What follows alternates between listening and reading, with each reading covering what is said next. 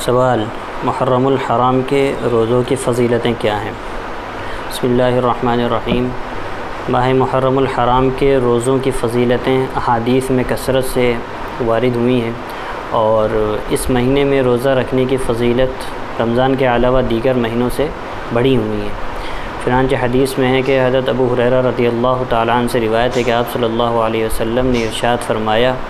کہ افضل ترین روزے رمضان کے بعد ماہ محرم الحرام کے روزے ہیں، اور افضل ترین نماز فرض نمازوں کے بعد رات میں پڑھی گئی نماز ہے۔ اسی طرح ایک دوسری حدیث میں وارد ہوا ہے، ایک دوسری حدیث میں منقول ہے، حضرت عبداللہ بن عباس رضی اللہ عنہما سے روایت ہے،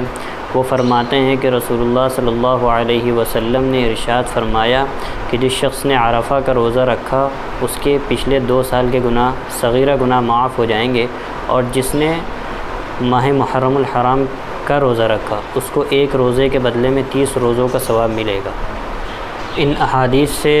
ماہ محرم الحرام کے روزوں کی فضیلت معلوم ہوتی ہے، اور اس بات سے بھی پتہ چلتا ہے کہ جب آپ صلی اللہ علیہ وسلم مدینہ منورہ تشریف لے گئے اور وہاں پر دیکھا کہ یہود بھی اس دن یعنی عاشوراء کے دن 10 محرم کو روزہ رکھتے ہیں، تو معلوم کیا تو پتہ چلا کہ یہود اس دن روزہ اس لیے رکھتے ہیں کہ اس مبارک دن میں اللہ تعالیٰ نے حضرت موسیٰ علیہ السلام کو فرعون سے نجات دلائی تھی اور فرعون کو سمندر میں غرق کیا تھا۔ اس وجہ سے یہود اس مبارک دن میں روزہ رکھتے ہیں خوشی کے طور پہ۔ تو آپ صلی اللہ علیہ وسلم کو جب یہ بات معلوم ہوئی تو آپ صلی اللہ علیہ وسلم نے روزہ رکھنے کا حکم فرمایا، لیکن ساتھ میں فرمایا کہ جب عاشوراء جب 10 محرم کو روزہ رکھو تو 9 محرم کو بھی رکھو ساتھ میں، یا پھر 9 کو نہ رکھ پاؤ تو پھر 11 کو بھی رکھو، یعنی 9 اور 10 کا روزہ رکھو، یا 10 اور 11 کا روزہ رکھو، تاکہ یہود کے ساتھ مشابہت نہ ہو۔